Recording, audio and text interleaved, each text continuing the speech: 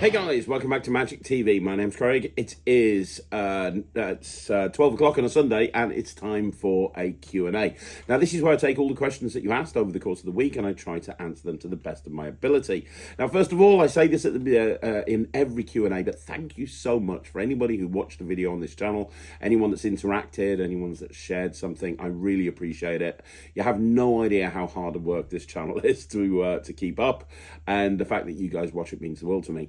Now, the whole idea of the Q&A is all of the questions that you asked this week, I'm going to answer. I don't prepare my answers to the questions. You're getting my raw, uncut opinions. If I think a question deserves a longer answer, I'll do that as a future video, and I'll let you know that at the time. The other thing is, I typically film these on a Tuesday, sometimes a Wednesday, but if you want to guarantee to get your question answered, you want to get it in by Tuesday at the absolute latest, really Monday. If I miss your question, I'm very sorry, just put it down below and I'll get to it the following week. Now, with that all being said, there are a metric ton of questions to go through this week. So we're going to get straight into it with this week's Q&A. Okay, so the first question is from Andy Putt. I hope you're well, my friend, who says, do you know a bill to card routine? What I mean is a 10, 20, 50 euro or a pound or a dollar bill that visibly switches into a credit or a bank card.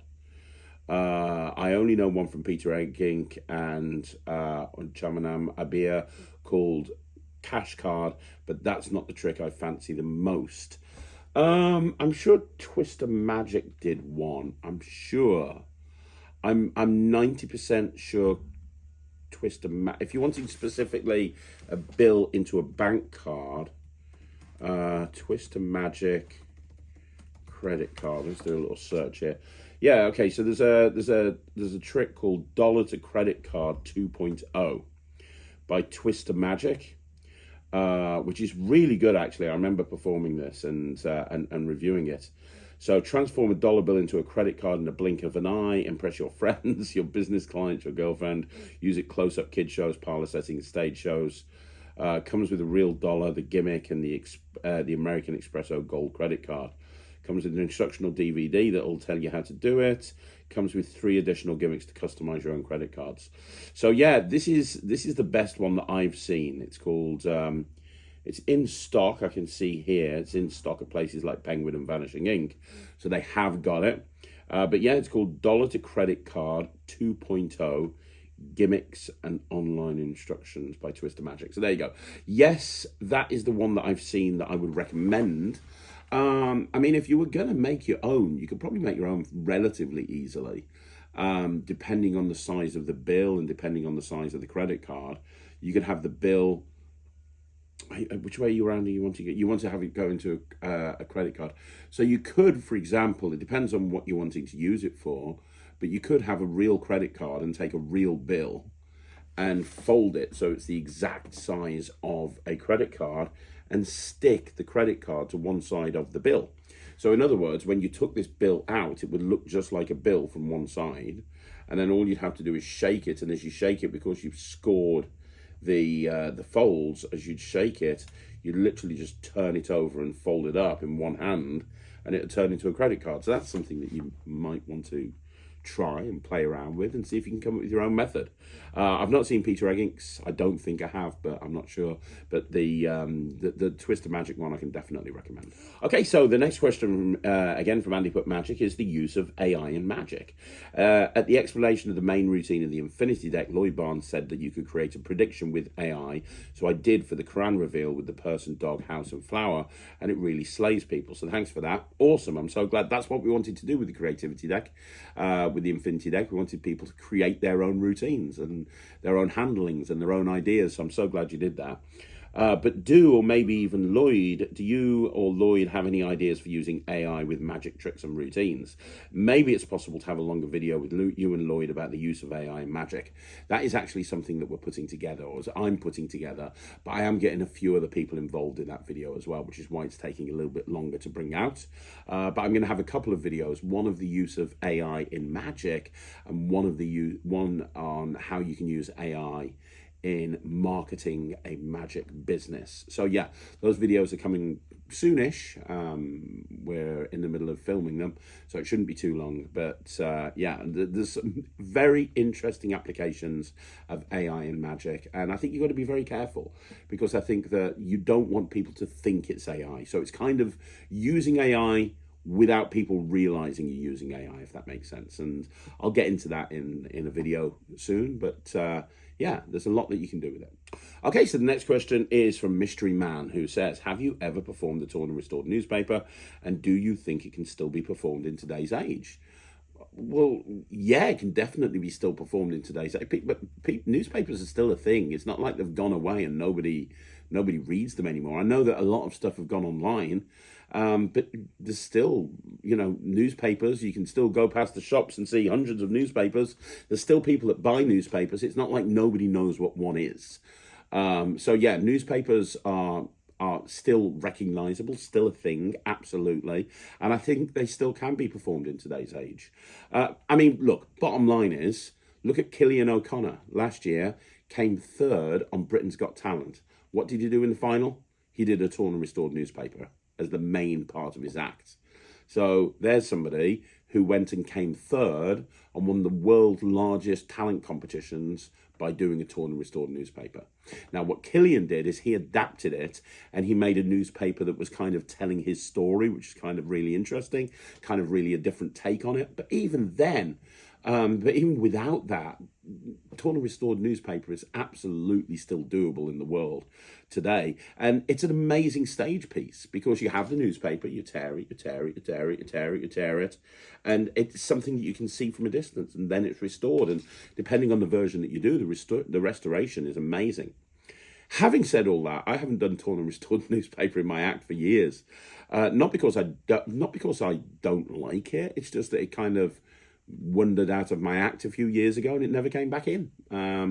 I would happily pick it up and perform it tomorrow, but I haven't done it in a while.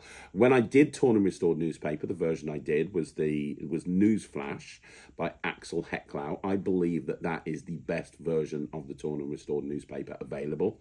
Obviously, there's lots of different versions, and I've looked at all of them over the years. Gene Anderson, Bax. There's so many different versions of Torn and Restored newspaper that I've seen.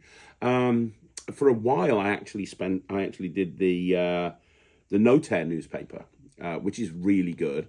And that was a great one to do as more of a quick visual thing. It was a great opener. If you don't know that one, I think it's still available from Mark Mason. The whole idea is that you have a newspaper. You bring out pieces of a newspaper.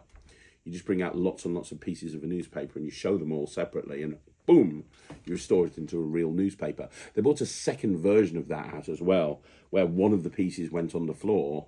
So when you restored it, there was a big hole in the newspaper, and then you took the piece and you touched it to the newspaper, and that healed up as well. That was a great opener, but has a different feel to a traditional Torn and Restored newspaper. Honestly, I'd say that the best version out there is Newsflash by Axel Hecklau, but you can still do it, 100%. Okay, so the next question, which is not a question, it's a statement, is from Keith Runyon, who says, on Alakazam Studio Live with Simon Lipkin, he has a Spotify force as well, for the guy asking about tricks with music. I haven't actually seen Simon's Alakazam Studio Live yet. I do plan on seeing it, because Simon Lipkin's amazing, but that sounds good. Great, there you go. Go check that out, because anything that Simon Lipkin does is normally awesome. Okay, so the next question is from Just Somebody 7487, who says, hi Craig, and thanks for all the amazing content you share on the channel and the Netrix. You're more than welcome. I have one question about multiple out routines. I feel like these routines are amazing and very magical if seen once. However, the method becomes pretty obvious if someone sees a second performance of the same trick, or even talks with someone else who has seen another performance. How do you deal with this in a table hopping environment? Do you avoid multiple out tricks if, for example, you're at a wedding and you know that the people sitting at a specific table will most likely talk after you leave with people sitting at other tables?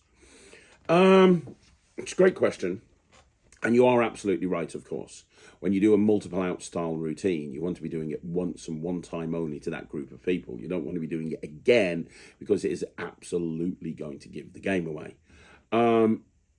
In terms of performing it in an event, it depends on the event, in all honesty. Like if I'm doing a house party and it's all very relaxed and there's 30 or 40 people milling around the house and milling around the garden, and I'm just kind of wandering around and performing magic for everybody, I wouldn't do a multiple out style routine more than once in that environment, because there is a good chance that people are talking. It's that sort of social environment. Corporate events and weddings, that's a different type of thing, I think, to be honest. Depending on the size of the wedding. Like I did a wedding last week, there were like 25 people there. That's the same as a private party. But your average wedding these days has 50, 60, 70, 80 guests. And honestly, when you're doing a wedding that size, I don't think that they're going to be talking to each other too much about the effects that they've seen. As long as you're not doing that multiple out trick at every single table, and you're varying up your act and you're kind of doing different stuff, I don't think it's a problem if you do it 2 or 3 times, because I don't think people will be talking about it. They might say, did you see The Magician? Yeah, it was really good. Oh, you're not going to believe it. You know, this happened, this happened. I don't think they're going to be kind of getting to the point where they're analysing methods with each other and kind of comparing notes on what they saw. I just don't think that's the thing that's going to happen. Especially at a wedding where there's so much going on, you know, there's constantly something happening at a wedding. Oh, okay, now it's the photos, now it's the wedding breakfast, oh, now we've got to have the room changed around, oh, now we've got a DJ, now we've got more entertainment, now we've got this, now we've got that. There's so much going on at a wedding. And also you've got 2 groups of people from different families who don't know each other very well. So I don't think it's too much of a problem at a wedding or a decent sized corporate event. The best place to do multiple out style routines is in a restaurant, because in a restaurant you've got lots of different groups of people and they all don't know each other. They're not going to chat to each other. It's not like table 14 is going to go up and speak to table 7 when the magician leaves and compare notes on what they've seen. It doesn't happen. They all don't know each other, right? So I think that if you're wanting to do a multiple out routine and you're worried about people talking about it, I think the best thing to do is do it in a restaurant residency type environment. I think that's probably the best thing to do. Okay, so the next question is from Pratik2950, who says, hey Craig, great Q&A and you're really helpful as always. You're more than welcome. I've got a few questions, hope you'll answer. Number 1, you mentioned the Craig Petty wallet is on its way. Please take my money now. If it's possible, can you please tell if it's for magicians or more focused towards mentalism? Both. I said to myself that if I was ever going to do a wallet, it would have to be something that brings something different to the table. I see so many wallets coming out where they're just variations on a card to wallet. Oh, this is a card to wallet, but it looks slightly different. This uses the same card to wallet, but it loads it into a different section of the wallet. And it's kind of like very minor adjustments on something that's already been out a million times. There's same with Peak, same with, you know, there's so many. It's why I like the Orphic wallet so much, because it actually brought something different to the table, both in terms of the look of the wallet and in terms of the fact that there's a switch taking place on the outside, which allows you to do like no palm style routines. I love the Orphic wallet, I really do. And I said to myself, I'd only bring a wallet out if it brought something new to the table. Now, that doesn't mean I can't put other things in there if I think it will add to the wallet. So that doesn't mean I can't say, right, okay, let's put a Peak in there, let's put a card to wallet in there. But it has to do something different. It has to do something, or it has to have something included in it where you go, oh, I've not seen that in a wallet before. That's quite unique. That's an interesting take on that. That's different. So that's what that's the approach I've taken, and it's why it took me 3 years to get to a point where it's being prototyped, because I couldn't think of a good enough idea. So it got shelved, and then I went back to it, got shelved, went back to it, and eventually I kind of worked out the main thing that I wanted it to do. But in terms of the wallet itself, it'll be for magicians and mentalists. Okay, so the next question is, again, from Pratek, who says, what are the best methods, according to you, to get from a shuffled deck to a memorized stack in front of the spectators, and where to learn them? Patrick Redford has an amazing product out, I think it's a download, where he teaches you a routine. He teaches you a sequence. And what the sequence does is,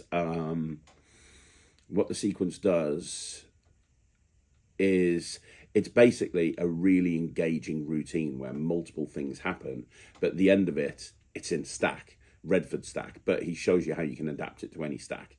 And I remember watching that and learning it and thinking that was really good. That's not the method I use anymore, but I think it's a very workable method. I think that's what most people consider to be one of the best methods to go into mem deck order in front of a real audience. When I want to go and take a shuffled deck and go into memorized order, I typically use a Pete Turner idea. And it's very, very simple if you're a mem deck user.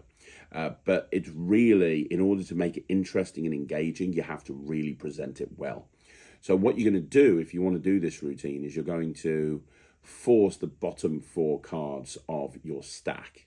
So as a mnemoniker user, obviously, they would be the bottom 4 cards in the mnemoniker, right?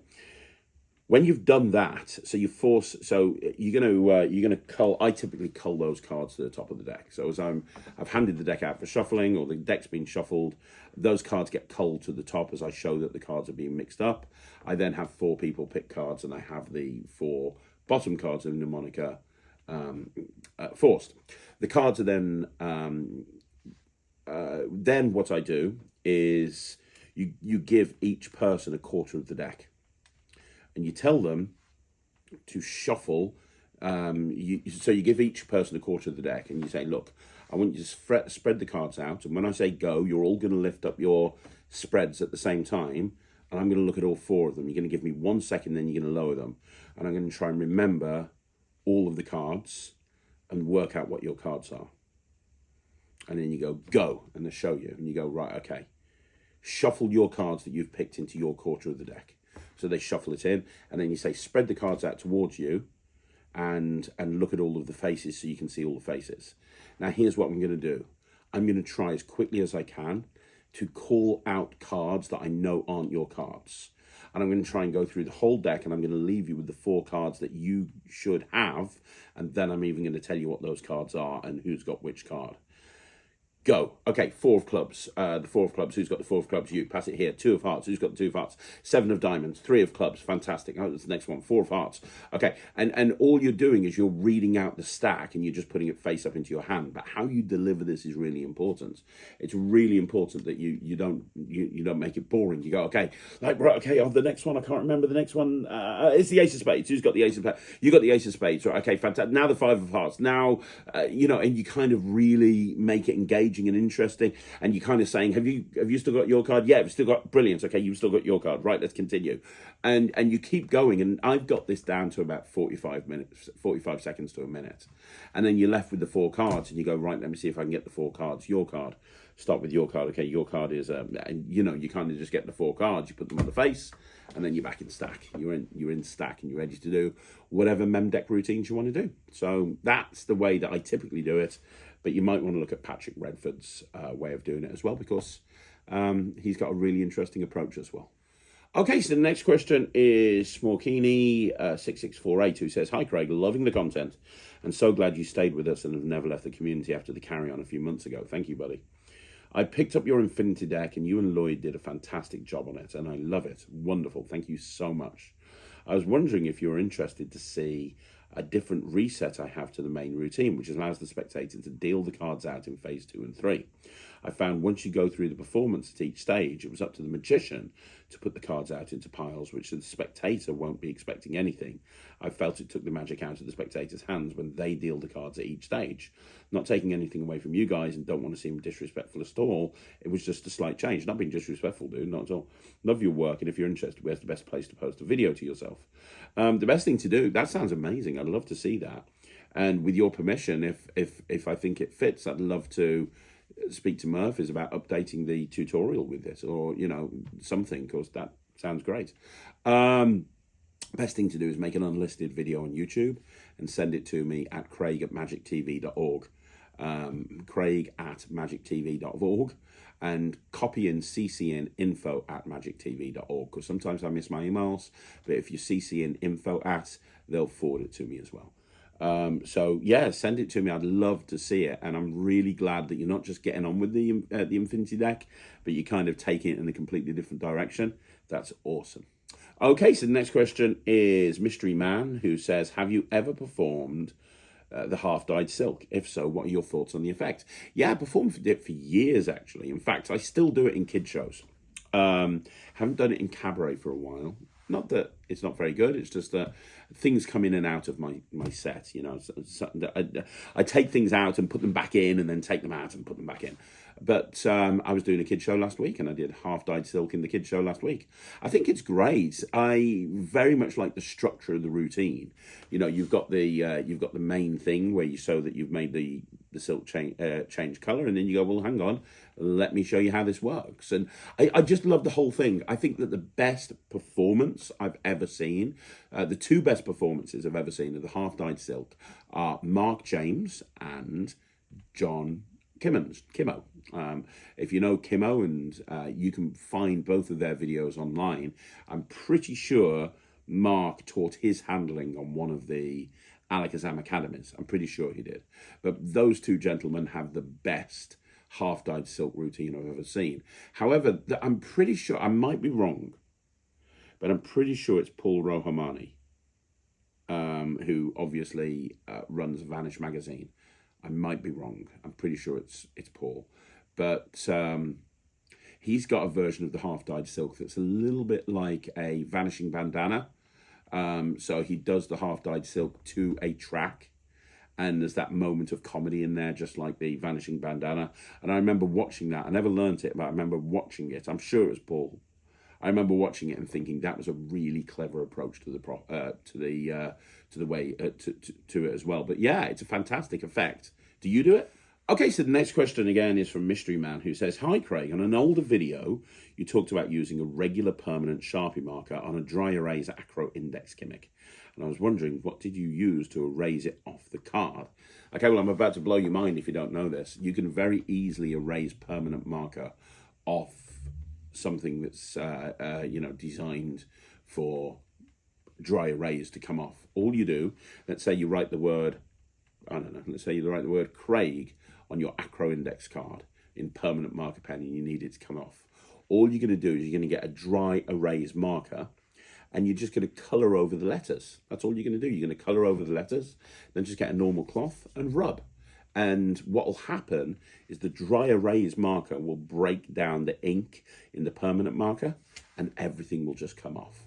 So that's all you have to do. You just have to get your dry erase marker, rub over, just colour over the lines that have been made by the permanent marker, rub it off. And you don't want to colour it all in and then rub it off. You want to do it like one letter at a time. So in the example of Craig, you'd do the C, rub it off, then the R, only takes a couple of seconds, and then you've got what looks like a brand new acro index, and you're ready to go again. Okay, so John Rice says, any chance that you're going to bring back the Hidden Gem series? Yes, 100% I'm going to bring back Hidden Gems. It's been very busy for me this year, and I've had a lot on, and there's been times where we've only just managed to get every video out. It's been touch and go at times.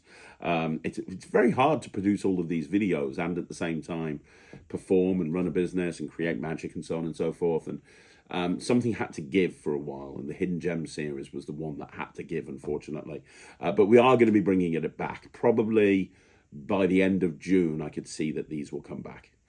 Michael's got a couple of weeks off, so we're kind of trying to get ahead of ourselves so that everything gets done before he leaves. But when he comes back, 100%, we'll definitely get on with that. Okay, so the next question is Magic Human 782, who says, what are the best kind of tricks to do for restaurant magic? And should you do different tricks for different tables or just keep everything the same? And where is the best place to get started in cube magic? Right, a few different questions there. So what's the best kind of tricks to do for restaurant magic? I always do stuff that's quick and visual and multi-phase. And the reason is, the thing you have to remember about performing in a restaurant is you are there to add value to the restaurant. You're not there to get in the way. It's not about you. It's about the restaurant. You need to be there to generate the restaurant more money, to get the guests that are coming in happier. So when the server is bringing the food out to the table, you have to step away. You can't be like, okay, bring it back in 5 minutes, because that's going to annoy the wait staff, which is in turn going to lead to them telling the manager, which in turn is eventually going to get them to get rid of you. You need to be the best friend to every single member of staff there by absolutely helping them in every single way. Oh, you've got a problem on table 7. Don't worry, I'll go over there and do some magic and I'll keep them entertained until the food comes out. The reason I'm telling you that is because you never know when the food is going to come out. You never know when people's food is going to drop. It could literally come out 2 or 3 minutes from when you start performing, if not earlier than that. And when it does, you need to go away. But you want those people to feel like they've experienced magic. You could always go back, but sometimes that's not possible, because by the time they finished eating, you might be going to another table. By the time that table's finished, they might have gone. So the key thing here is to make them feel like... to make them feel like they've seen some magic. And that's why I like multi-phase magic, stuff like coins across, stuff like ambitious card under box, card to pocket, even sponge balls, stuff like that, where there's lots of magic happening. If you're doing a trick where you're building up to one magic moment and there's a lot of stuff happening, but it's going to end up to this big payoff. But if you're nowhere near the payoff and you've spent 5 minutes building up to it and the food's come out, you're not going to be able to do that payoff. And so basically, effectively, you've just stood at their table and talked for 5 minutes. So I think that the magic has to be hard hitting, it has to be impactful, and it has to happen quickly and quickly and quickly. And then you said, should you do different tricks on different tables?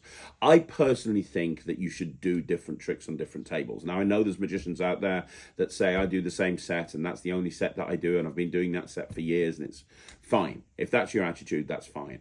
I think the restaurant is a place where you should do different tricks for a couple of different reasons. The first reason is it's a perfect place to work in new material. When I worked restaurants on a regular basis, I was working new material in all of the time. It allows me to work it in a very low pressure environment. So first of all, it's a great place to really build your repertoire.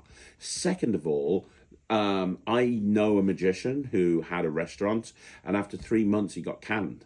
And I asked him, why did you lose the residency? What happened? And he said to me, oh, the manager just said that the staff was sick of seeing the same tricks over and over again. Now, the staff that are watching you perform, if they are seeing the same performance every single time, they might think that that's actually not a good thing. Now, it's not really too much of a problem because not everyone sees the same thing, so it's not really too much of a problem. But it's kind of like going and seeing a singer, and the singer sings the same song every single time. It doesn't look good to the person who's hired you. You've been hired as a magician, your job is to perform magic. But I really think it should be an eclectic range of magic, because that way, if they see that you're doing something completely different, on this table he made a card fly out of a deck, and on this table he was solving a Rubik's Cube with one hand, and on this table he was pushing coins through a table, on this table he was reading somebody's mind. When you start doing different stuff on each table, it looks more impressive to the person who's booked you.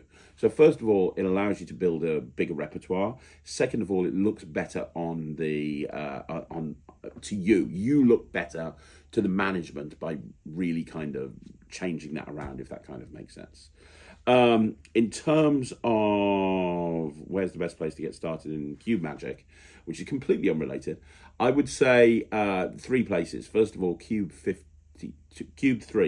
by Stephen Brundwich. That's where I learned how to do cube magic.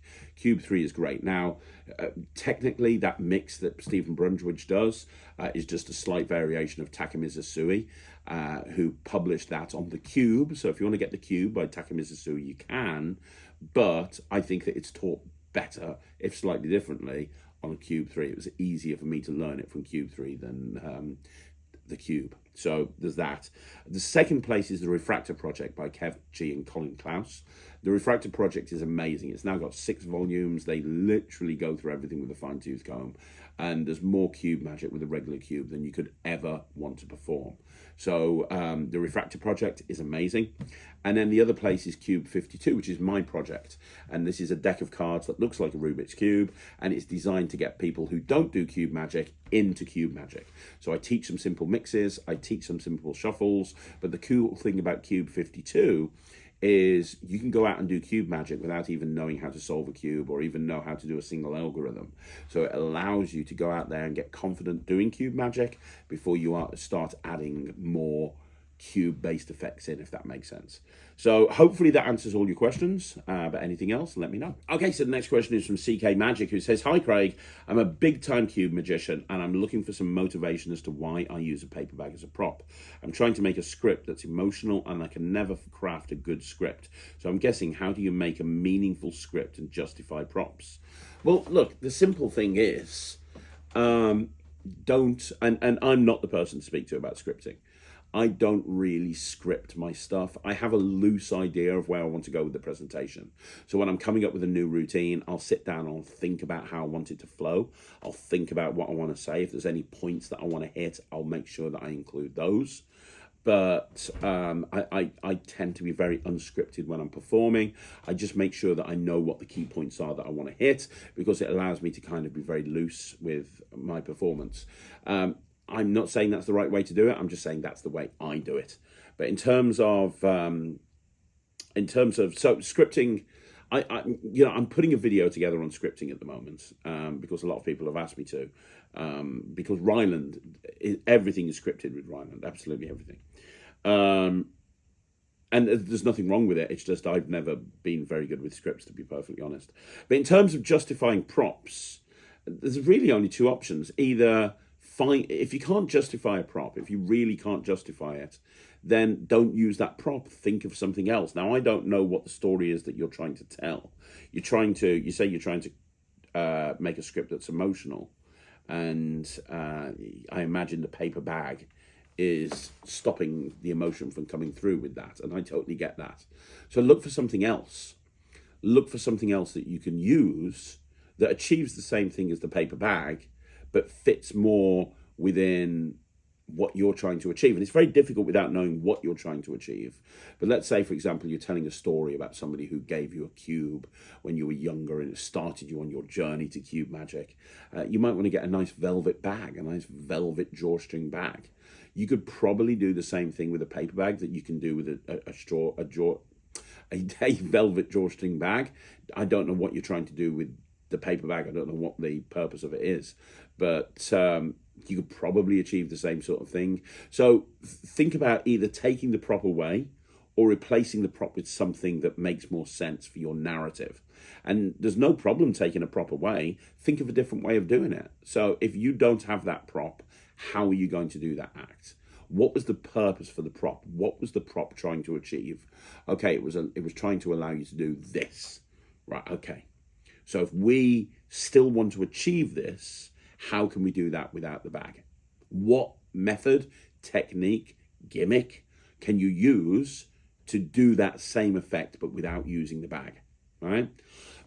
Or what other prop can you bring in that will allow you to achieve the same sort of thing as what you're doing with that paper bag?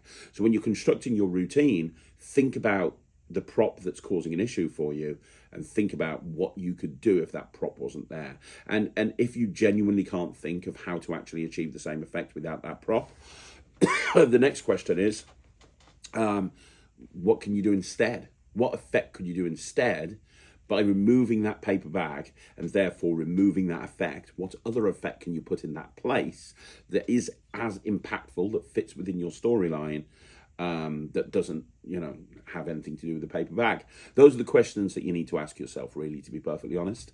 And don't be afraid, excuse me, don't be afraid to throw the outside of all of that stuff that I've said. Sometimes we worry too much about justifying objects. We really do. And, like, what's in a keto box? Well, it's a little metal. It looks like nothing on God's green earth, right? And I've seen magicians say, hey, these are coin holders. It looks nothing like a coin holder. Hey, this is a snuff box for gentlemen in the 1800s. What? Sometimes you don't have to justify these things. People expect magicians to have props with them. I expect a plumber to come around my house and he's probably going to have a plunger. He's probably going to have a toolkit full of stuff because he's going to be fixing my pipes, right? It's the tools of the trade. Magicians have tools of the trade. I'm keeping this cube in a paper bag because that's the best thing to keep it in. You can see it, you can feel it, you know it's there. sometimes you don't need to justify these things too much. You can just say, I'm a magician, I'm doing magic, and just let it work. So maybe there's food for thought there, a few things for you to think of. Hopefully I've helped in some way. Okay, so the next question is from Different Magician, who says, I won't name who he is, but a popular, well-respected magician was at a wedding fair I was at, and he subtly tried to discourage me from doing properly because he knew I was doing it at a much cheaper rate than him, not intentionally. And therefore, the couples may be more likely to pick me, and he might get less work from it. So he discouraged and tried to scare me off by asking me at the end how many bookings I got. I said none, and he was like, well, I got 3, so maybe you're suited to doing Indian weddings.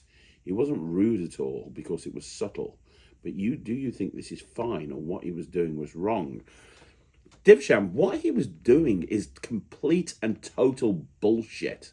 To be clear, you're a young magician. I can't remember your age exactly, 16 or something. I'm sorry if I've got that wrong.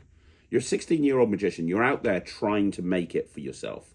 There's a lot of kids. I don't want to... You're not a kid, but there's a lot of people your age that are just sitting at home all day, doing absolutely nothing, sitting on their computer, just playing games all day, every day, and literally achieving absolutely nothing. You're out there going out, and I know how passionate you are about being a professional magician. You're going out there, you're paying to be at wedding fairs, you're attending wedding fairs. I know how hard you work on your magic. And then there's this self-entitled prick who looks at you as competition and look, I know that you're saying he was nice, but I guarantee, just from reading that, I can guarantee you he was trying to make you feel bad about yourself. I can just tell. He was trying. There's no other reason to go, oh, maybe you're suited for doing Indian weddings. Who the fuck does this guy think he is? How racist is that? Oh, you're an Indian, so maybe you should just do Indian restaurants. Look, I don't know who this person is, and I swear to God, I hope, and you don't have to tell me, but I swear to God, I hope that the person who did this to you is watching this, because I'm telling you right now, you, sir, are an absolute giant fucking cockwomble. You just are. That's a fact. We should be encouraging young magicians. We should not be taking them and making them feel bad about themselves because you're a little bit worried about how many bookings you're going to get at a wedding fair because there's another magician there. That is absolutely despicable. If what has happened, if it's happened the way that you've spelt it out there, that's just terrible. That's just terrible. Like, honestly, I'm just reading it again. Subtly trying to discourage you from doing it. You charge whatever you want to do, man. You're new. You're getting into magic. You're building a name for yourself. The most important thing at the moment is flight time. That's the most important thing. Going out there and getting experience and getting better and better and better. And I've seen your act. You're absolutely incredible. And you're only going to get better. The stuff that you're doing is really good. It's why you won the Wayne Fox Award at the YMC, right, last year, because of the skill that you actually showed and the dexterity that you showed. This guy here, fuck him, frankly, is all I can say about that. Because obviously he's intimidated by you because you're going out there and charging cheaper than him. Well, you can do whatever you want to do. If you want to charge less, you've been doing this a lot less. You've got less outgoings. Over time, you're going to put your prices up, and over time, you're going to make more money doing this, and that's fine. But, I applaud you for going out there and putting yourself out there. And don't let anybody tell you that you should only be doing Indian weddings. What? That's just the thing that pisses me off the most, frankly. Oh, so you've tried this whole marketing thing. You've tried you've tried this wedding fair, and you've worked your ass off, and you've paid to be there. You've paid to be there. You're working your ass off. You've not got any bookings on the day. It doesn't mean that people aren't going to book you later on down the road, but you've got not any bookings on the... And rather than coming up to you and saying, oh, I'd try this, he's like, oh, maybe you should do Indian weddings. Oh, what? Like, what? Like, seriously, what?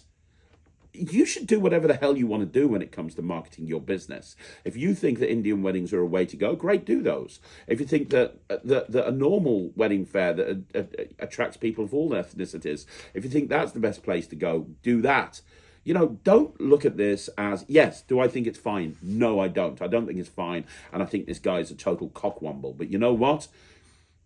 from adversity breeds success. And what I mean by that is the only reason this guy was being like that is because he's worried.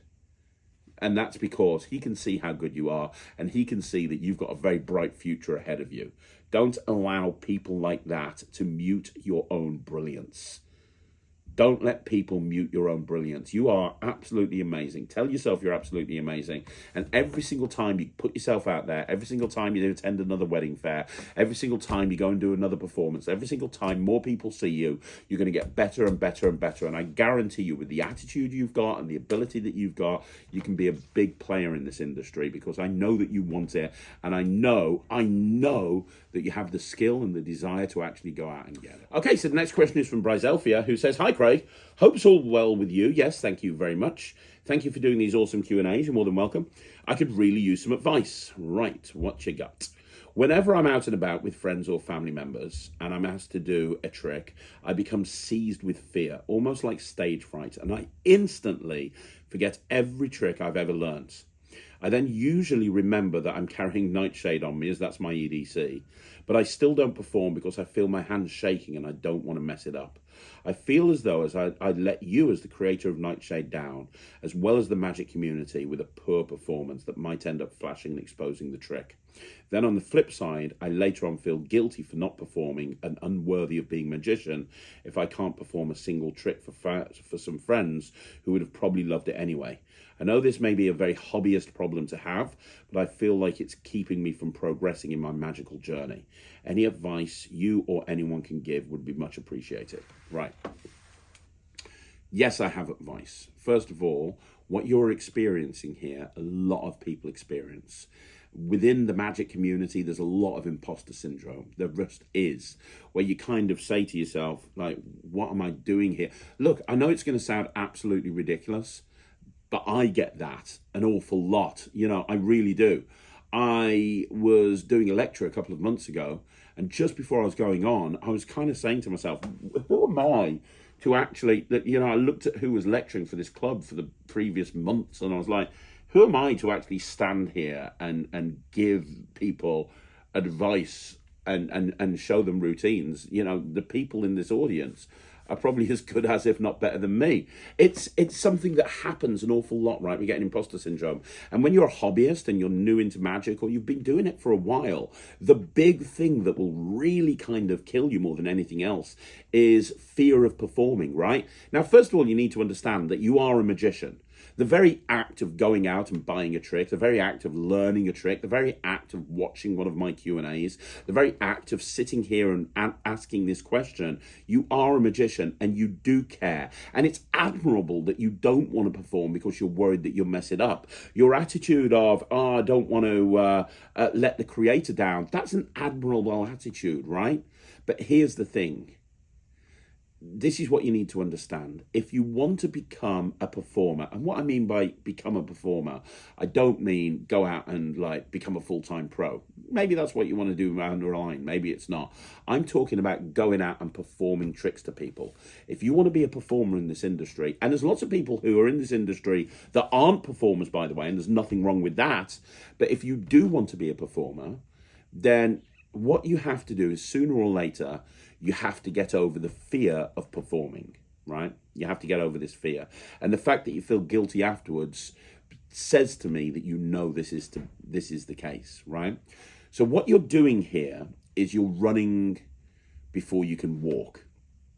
And what I mean by that is you go, oh, my EDC is Nightshade. Well, that's great, and I really appreciate that, and Nightshade is amazing. But you need to start with something really simple. You need to start with something.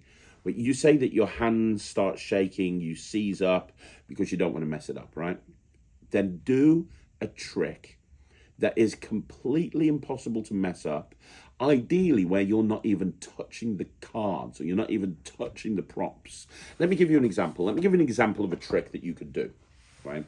One of my favorite forces is the cut deeper force. I use it an awful lot. The cut deeper force for me is amazing, and I don't have a deck of cards here, but I'm sure you know the cut deeper force, where you cut a small packet of cards, you cut deeper, you spread through to the first face down card, and it's the original top card of the deck. It's a great trick, right?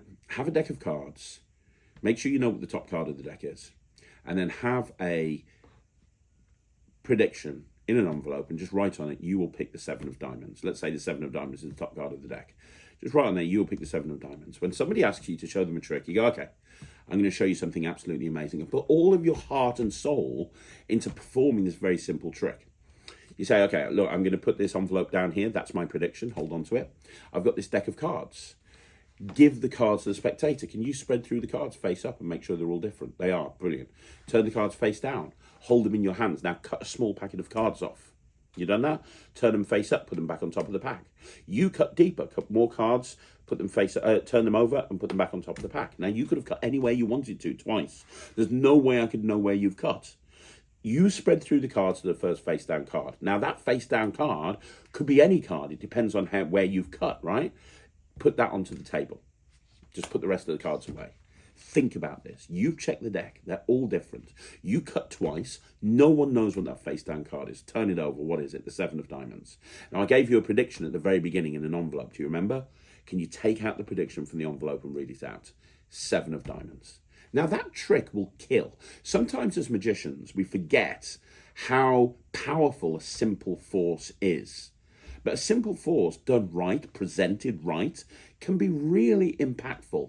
We forget about that though, because we're always looking for the latest and greatest trick. Oh, why would I do a simple force when I can do a multi-phase blah, blah, blah, blah, blah, blah, right? But a simple force is really impactful. But the thing about that routine that I just shared with you is you're not even touching the cards. You're not even touching the cards. It also can't go wrong. As long as they cut the deck, which they're going to, you're not even touching the pack. The prediction's going to be correct. So now, there's nothing to worry about.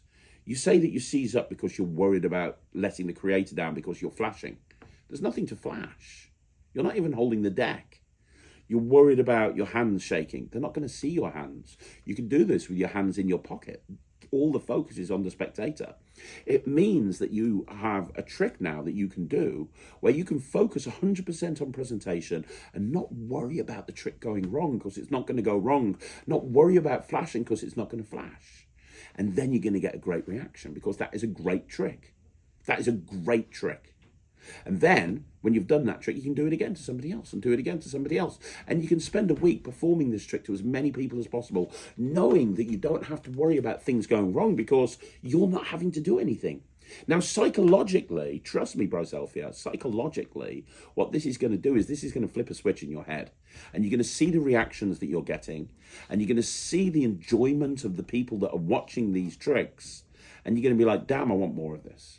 So now you're going to come up with another trick where you don't even have to touch the cards. Go look at some of the self-working magic tricks that I put on the 5x5s recently. Any of those will work really well.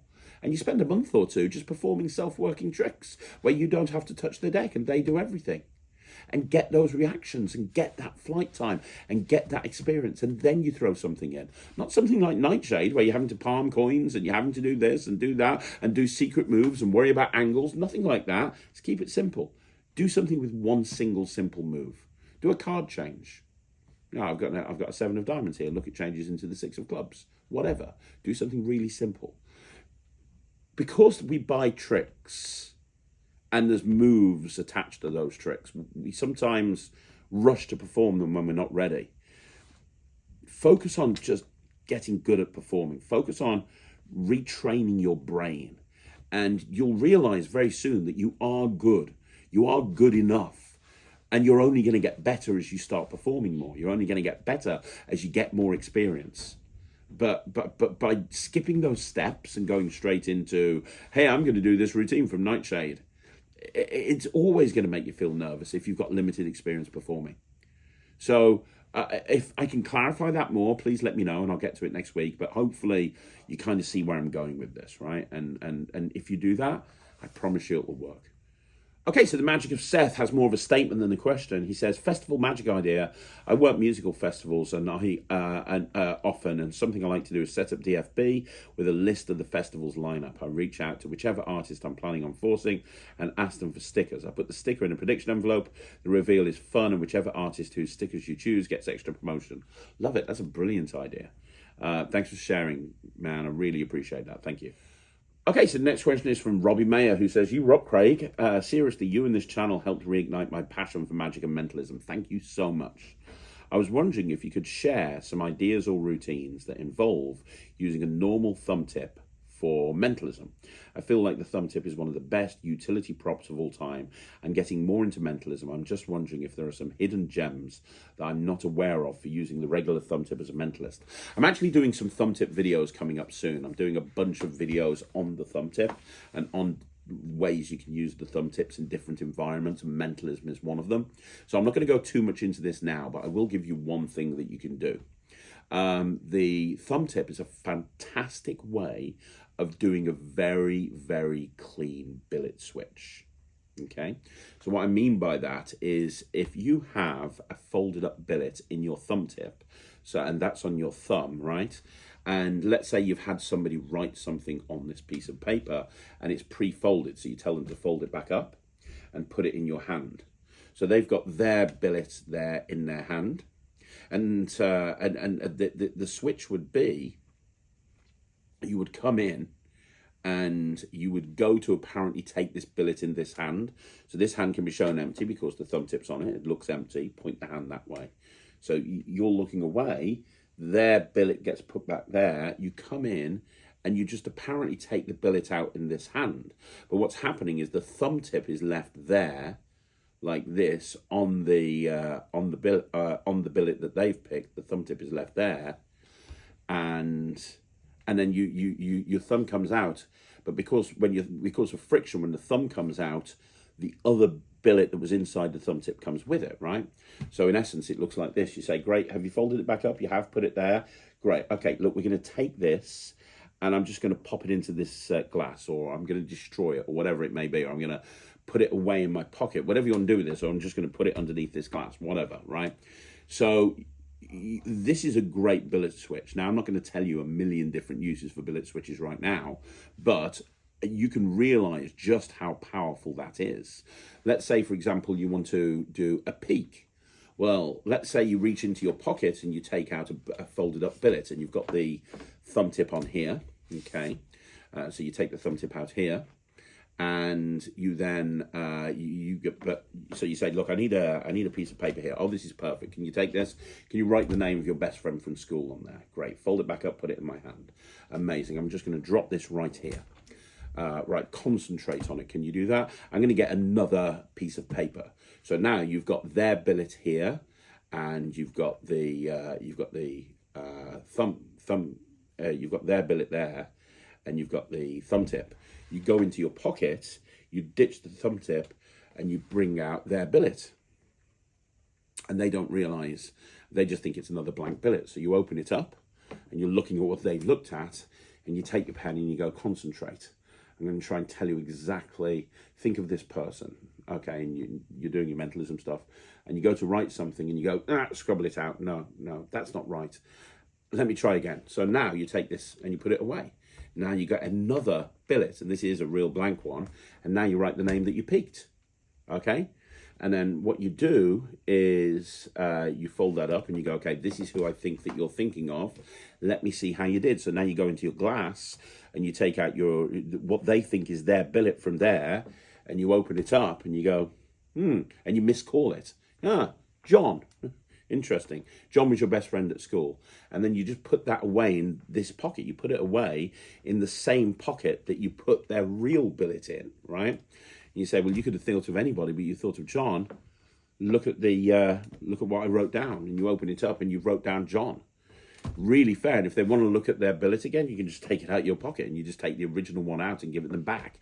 So that's an example of how you can use a billet switch with a thumb tip to do a very clean read of a piece of information that you couldn't have possibly seen. Because think about it, they've wrote it down, your hands are empty, you put it straight into that glass, there's no way you can see anything, but immediately, as soon as you take a billet out of your pocket, you've got the information, right? And it's just that idea of going, "No, let me try again." When you say, you pretend to write, you're not really writing, because you don't want to destroy that billet, because you're giving it out at the end. But there's so many different ways that you can actually use a good billet peak, so a good billet switch. Bob Cassidy's name place routine is a perfect example. But for now, Just try that actual switch out. It's a great way to switch billets, and try that routine out. It's a wonderful way to do a peak.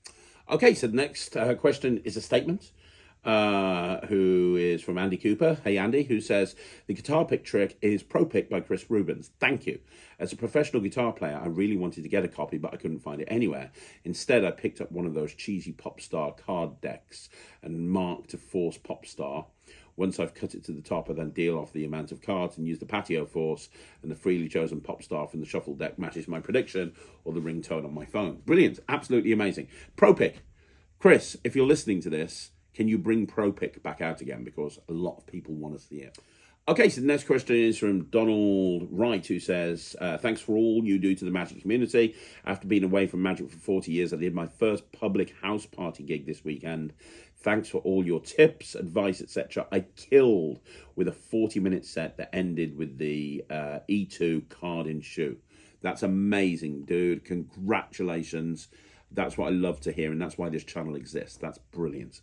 Are you going to be adding more routines to the E2 project? Thanks for all you do. Yes, when I go up to Alakazam, I'm filming some stuff for the E2 project. I'm going up in July twice. I'm going to go and guest host a project from an American magician that's coming over to Alakazam to film a bunch of projects. And then I'm going back to film a bunch of my own stuff as well. I was actually out yesterday filming 2 projects for Alakazam as well. So it's been a bit busy with me and Alakazam. But yes, 100%, I will be filming some stuff for E2. So look out for that, including something that I think is one of the best things that I've ever put together. Can't wait for people to see that. But yeah, thank you very much for commenting, and congratulations. Okay, so the next question is from Different.If Magician, who says, what is a kicker end for a rubber band routine, like the equivalent of a jumbo coin or omni deck? The absolute best finale for any rubber band routine is Neat and Tidy by Wayne Fox. Now, Wayne brought this out probably about 15 years ago now. If you go on YouTube and you type in Neat and Tidy Wayne Fox, you'll see it. It's absolutely brilliant.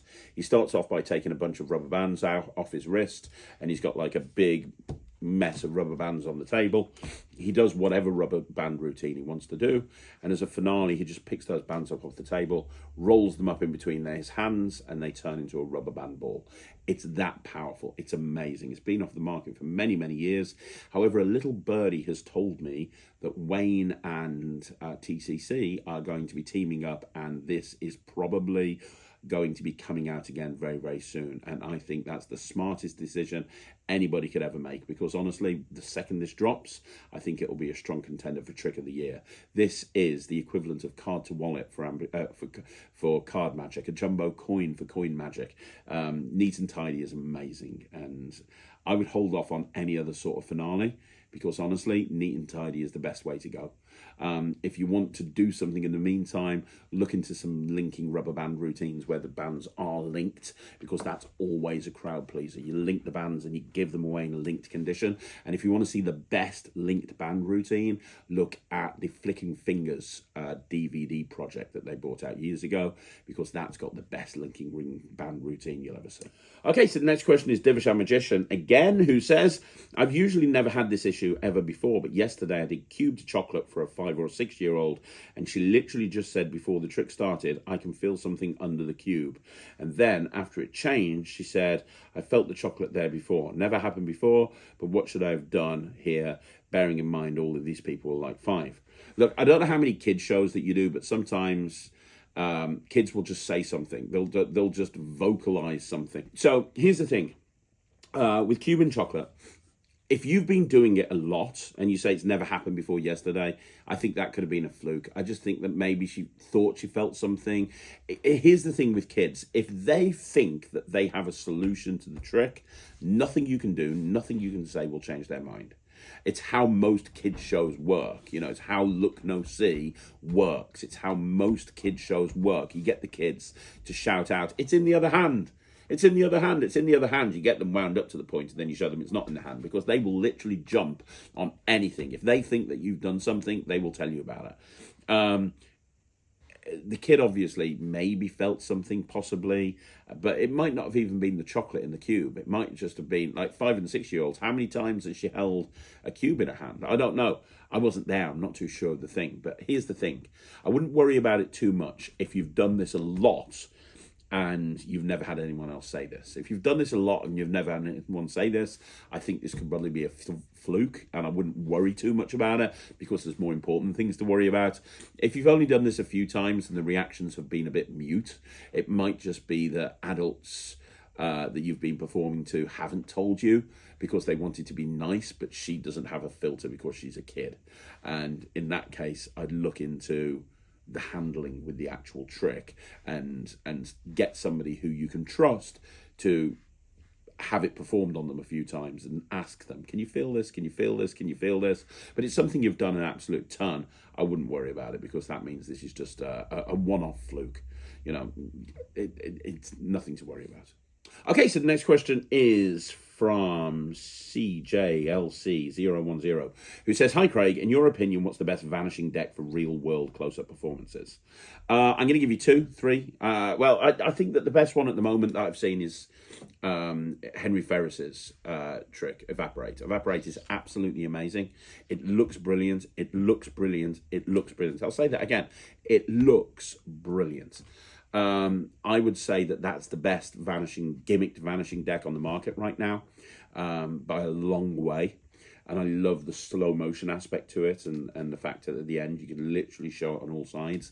However, the way that and I do Evaporate. I've performed it a few times. It gets great reactions. But I do a lot of Vanishing decks in the middle of a performance with a regular deck. And honestly, the best way to do a Vanishing deck in that type of environment is just to ditch it in their pocket, ditch it in your pocket when they're not looking. I always do that. At the end of several routines, I'll just have the card's on their hand. I'll literally just ditch the deck. I'll be left with one card there. I'll take their card back, tilt it into the middle, boom, it's gone. It's scary because you're ditching an entire deck in your pocket, but it is absolutely the best way to do it.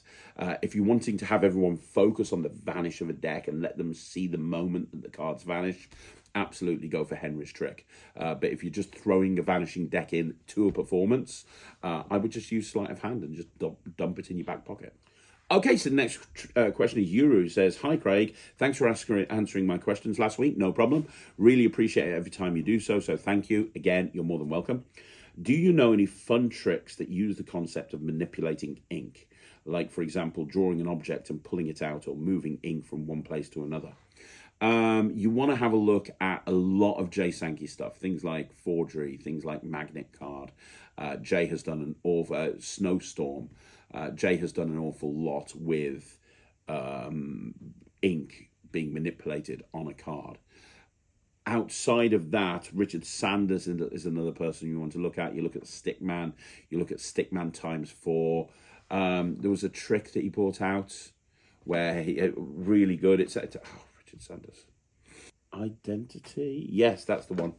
Identity by Richard Sanders. Walk up to someone you've never met, have them choose a card, marked or shuffled, marked and shuffled into the deck. Next, you draw a series of random marks on the back of any indifferent card. Those marks visibly jump from one card to another and finally vanish completely. The deck is slowly spread to reveal the marks on the back of one card, the spectator's signed card. There's so many different routines that you can do with this. Identity is really good. So have a look at Identity if you want to see what I would say is probably the best way to do that ink style routine. You also want to look at Taiwan Ben. Taiwan Ben's got some really cool stuff with ink on the backs of cards, like you had that thing that Ryland does recently, where a Rubik's Cube, a picture of a Rubik's Cube appears drawn on the back of the card and then slowly melts down and becomes real as it drops off. That's really good. He's also got this one where this circle, this perfect circle, just is drawn on the back of a card. It's like no one's touching it, and yet this drawn circle appears, and then you give it out for examination. Taiwan Ben's got quite a few things with ink on the backs of cards. I think I might actually do a video on this because I can think of like 10 routines. Then I think this would be an interesting discussion, an interesting thing to talk about on a video. So I'll get onto that at some point soon. But yeah, hopefully that'll give you a good starting point. Okay, so the next question again from Yuri is, what jumbo coin do you use stroke recommend? And is it important to have the jumbo coin match the smaller coin that you use? I've got lots of jumbo coins. It depends on what you want to do with them. My favorite jumbo coin is one that's ridiculously thick and ridiculously heavy, because it's great at the end of a coin routine where you have this ridiculously heavy coin that appears, but it's terrible for manipulation. It's terrible for vanishing and appearing and doing all that sort of stuff. If you're wanting to do a routine where the what am I talking about? If you want to do a routine where, like Flurious, for example, by what's his name? Gary Kurtz. If you want to do Flurious by Gary Kurtz, or you want to do some coin manipulation, then it's best to use a more traditional coin, or even a slightly smaller coin. I use a lot of Morgan dollars, and I'm really enjoying the new N2G coins that have just come out. They've brought out Morgan dollar coins that are jumbo, but they're slightly smaller than a traditional 3-inch. They're like 2 1/4, and they're perfect to manipulate. I've been using those, and I've actually been cracking Flurious ads again recently, and it's been getting great reactions. But what I would say is you want the jumbo coin to match the coins that you're using, because else it just looks obviously like a switch. And I know the spectators are aware it's a switch, but you want to kind of make it as accurate as possible. So if I was doing a trick with a £2 coin, I would turn it into a jumbo £2 coin. If I was doing a trick with a Morgan dollar, I'd turn it into a jumbo Morgan dollar. So hopefully that makes sense. That's the advice I've got on that. Okay, so the next question again from Yuri is, I was wondering if you have a video of where to go or what to do when you have a magic trick concept, but you don't know where to go from there. Like, for example, how to get a manufacturer to make your prop. I am doing a video on this. I've done a few videos on creativity, but I'm doing a video specifically on prototyping a prop. So that'll be dropping this month. But in the meantime, have a look at the video that I put up last Saturday. It was a discussion between me and Drew Perry and Matt Cluley about how we created Ryland's Harry Potter Act. And Drew was talking about it from a technical point of view in terms of, right, okay, we need this cane. We need this dancing cane that's designed to look like a Nimbus 2000. How do we do that? And he was talking about the process he went through. We need this prop making for this. How are we going to go through the process of that? So have a look at that, because that might answer some questions, but I am doing a video specifically about this. Okay, so JRW Magic, who, by the way, is Jack Ranger Walsh and is one of the best magicians I've ever had the pleasure of watching, says, "Hi, Craig, hope you're well. I'm currently working on a stage routine with an object to ball of wool, and I was wondering if you had any recommendations or ideas of your own. Thanks, Jack." There's a couple of things I've seen with balls of wool, but the best object to ball of wool, if you want specifically an impossible object going into a ball of wool, I use Cody Fisher's routine. Now, you can get that. Very few people do it because he doesn't put it on Murphy's. You can only get it directly from Cody. But if you go to codyfisher.com and you click on store and you click on magic products, you are going to see under magic products a bunch of different tricks. The trick you're looking for is the Impossible Box 2.0. It's one that I do in most cabaret shows, to be perfectly honest. You take a coin or a ring or something like that, you make it vanish. It vanishes. How you make it vanish is up to you, but you make it vanish. Well, Cody goes through a bunch of different stuff, but you borrow a ring or you have a signed coin, you make it vanish. But before you make it vanish, you bring out a see-through box wrapped up with elastic bands all over the place. Loads of elastic bands. And you give this box to someone to hold. And then you make the thing vanish. And then what you do is they can see inside this see-through box is a massive ball of wool. So what you do is you get this thing that you wrap wool on. You give that to the spectator, and I like to use the William Tell Overture. And you're getting them to hold the box as you're wrapping this wool up, and you can see the ball of wool inside the box unraveling and unraveling and unraveling. And I've timed it so it just goes to the end of this track, which is amazing. And then when the ball of wool unravels, they can see there's a tin box inside there. You then have them take all of the elastic bands off the see-through box. And then when they do, they take the tin and that's wrapped up with elastic bands. You get them to unwrap all the elastic bands off the tin. And when they do, their coin or their ring is inside there. It's my favorite object to impossible location. I do it all of the time. I love performing this trick. If you are wanting to put a borrowed object into a ball of wool, that is the one I would go for. The Impossible Box 2.0 by Cody Fisher. It's amazing. Okay, so the next question is James Joel, who says, "Hi Craig, I was wondering what are the self-lighting candles Ryland uses in the Harry Potter act and where to get them. They're called Blaze 2 candles by Bond Lee." Blaze 2, not the first one, Blaze 2. Blaze 2 candles by Bond Lee. They are absolutely the best candles to get. You can get them from all good magic dealers. Okay, so the next question is from Adrian Suter, who says, "You said that spectators being bored because they've seen a trick on BGT is not an issue. Depending on the audience, the answer could be magic is like sex. It is so much better when you experience it live. My follow-up question, do you experience the situation that spectators are excited to watch a trick they've seen on TV before, or even request a specific trick that they've seen in a TV show? How do you react to such a can you do what Dynamo, David Blaine or Darren Brown requests?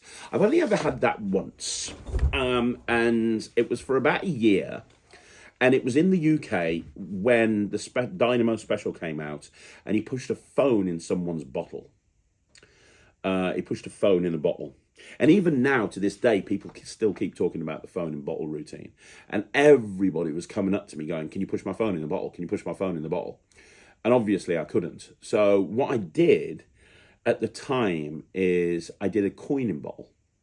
And then later on I did a bottle cap in bottle, but I was doing coin in bottle. And my presentation to people was like, well, I could push a phone into a bottle, but to be honest, I wouldn't want to break your phone. I'd be a little bit worried about using your phone. So I'll tell you what, have you got a coin? Let's do the same thing with a coin. And I was pushing coins in bottles, and that kind of made sense to me. And when I do my Cube act now, I always finish with Cube in Bottle by Henry Harrius. And I always push a cube in a bottle. And I say, who remembers Dynamo pushing a phone in a bottle? And people still remember. And I go, well, the problem with that trick is I have to get the phone out. You're going to want to use your phone. So we have to break the bottle to get the phone out. But I want you to keep this bottle so you can show everyone how amazing it is. So I'm going to try and do something and give you a magical souvenir you can keep forever. And I do cube and bottle, and that's the lead-in. So I think that the best thing to do in that situation is if you're getting somebody or you're getting people over and over again saying, can you do this, and you can't do it, come up with something that has the same sort of feel to it. Or just say, oh yeah, he's amazing, he's great, he does that trick, he's brilliant, I do something different, let me show you this. But if you want to do something that's similar, if you're getting those requests, think about something you can do, like phone in bottle, coin in bottle. I can justify why I'm using a coin instead of a phone, and it looks basically the same thing. So that's kind of what I would suggest that you would do in that situation. Okay, so the next question is from GRGRYL, good girl. Do you do a which hand effect where you identify which hand the spectator is holding a coin in? If so, what's your favourite version of this effect and why? I don't really do it, to be honest. It's not something I've ever done. I've played around for a long time with the pen that Joel Miranda came out with, and that worked very, very well. And I've played with Flux. I've never really got on with Flux. It's not something I played around with it, but I never had the confidence to put it in because it wasn't working for me 100% of the time. Probably the closest I get to is for a while I performed that Chris Congreve trick. He's got like a witch hand style routine that's more based on you predict how many times you can guess which hand the coin's in. It's kind of a different thing, to be honest, but it has a similar sort of feel to it. But no, I've never really done a witch hand, or if I have, it's not really stayed in my repertoire for too long. It's a great trick, and obviously a lot of people kill with it. It's just something that I'm not really kind of that into too much. If I found the perfect method, a method that for me is perfect, then I'd probably do it a lot more, but I'm yet to find that method. Okay, so Corner Eagle says, you mentioned some time ago that you had the Quantum Deck 2 coming, but the name didn't make sense because it was a completely different effect. Was that the Infinity Deck, or is that still to come? No, I will tell you when the Quantum Deck 2 comes. It's not going to be called the Quantum Deck 2, but it's on its way. I think it should be here this year, but it's not here yet, unfortunately. But when it's here, I will let you know, and I'm very, very excited for people to see it. Everyone I show it to is absolutely just completely mind blown. But no, the Infinity deck is not Quantum Deck 2. Okay, another question from Adrian Suter, who says, "Hi Craig, with the fire that burnt down Vanishing Inc.'s warehouse, many people, including myself, want to support them by buying their digital products. Which of their masterclasses or other downloads would you recommend and why?" Anything by Rune Klan is absolutely amazing. And by the way, Vanishing Inc., I've spoken to George Luck about this. I'm so sorry that this has happened. And as I said to George, if there's something I can do, please let me know. I'm actually doing a video on the best Vanishing Inc. masterclasses specifically for that very, very reason. So I'm not going to spend too much time on this. But let me get... Bada boom, bada bing. There you go. Let me get... So, some good ones are mine. Eric Jones. David Williamson is a good one. David Williamson is a great one, actually. Depends on what you're kind of looking for, but David Williamson is absolutely awesome. As He Wins is fantastic. Guy Hollingsworth, Danny Garcia. I mean, they've had so many amazing masterclasses when you actually think about it. You're not going to go wrong with any of them, to be honest. But outside of masterclasses, double exposure. If you haven't got double exposure is one of the best tricks ever created. Definitely pick up double exposure. And while you're at it and you're looking at As He Wins stuff, go check out his version of Any Card at Any Number as well, because that's brilliant. Yeah, so there's a few for you. But I am doing a video soon. It's coming next week of some of the best downloads on Vanishing Inc. So make sure you look out for that. Okay, so the next question is from Stephen Devereux, who says, "Hi Craig, hope you and the family are well." Yes, thank you very much. Always love the channel. Thank you. I have a festival coming up with Walkaround of about 3,000 people for 8 hours. What's a good few tricks for Walkaround? Thanks, Stephen Rue. Well, with 3,000 people for 8 hours, man, you could literally just do the same trick over and over again and nobody would even know. You know, it's just, they wouldn't. But I'd say in this situation, stuff that's designed to be Walkaround. No angles. You can be in a situation where you've got people all around you. So don't do anything angly. Don't do anything with thread. Remember, you're probably going to be outside, so thread's probably not the best thing. Your hands, depending on the day, if you're outside all day for 8 hours, you can get a little hot. If you're getting a bit hot and your hands are getting a bit sticky, sometimes coin magic isn't the best option to go for because it's very difficult to palm a coin when your hands are a little bit sweaty. You know, you need to think about this sort of thing. I'd go for stuff that's designed to be walk around. Cards are good, but be careful that they don't warp in the sun. That's something you need to consider. Honestly, in this sort of environment as well, stuff that's fun, that you can literally get to the point to straight away. Sponge balls, there's nothing wrong with sponge balls in this type of environment. Sponge balls are great. Rope magic is really good because you can get into it very, very quickly. Ambitious card will work really well. A ring and string routine is great. A ring and rope routine would work really well. Fiber optics would work really well. If you're going to be able to do some coin magic, a simple coins across would be great. A copper silk. Level up is something that I would do in this environment a lot. I would do level up because it's very, very easy. People can look at it from a distance from all over the place. They'll see what's going on. Basically, things that happen in the spectator's hands. And then impromptu stuff. Stuff like, I've talked about this before, Fizzmaster, Sinful by Wayne Houchin. Stuff where it's really impactful. French kiss, but without the creepy kissing, by getting them to hold the card instead. Anything like that would be a really good shout. And remember to pace yourself. 8 hours is a very long time. Okay, so the final question is from Pratek, who says, using mentalism and cold reading methods in stuff like tarot and astrology to give advice, which may or may not be helpful in the future, is it ethical in your opinion? I wouldn't do it.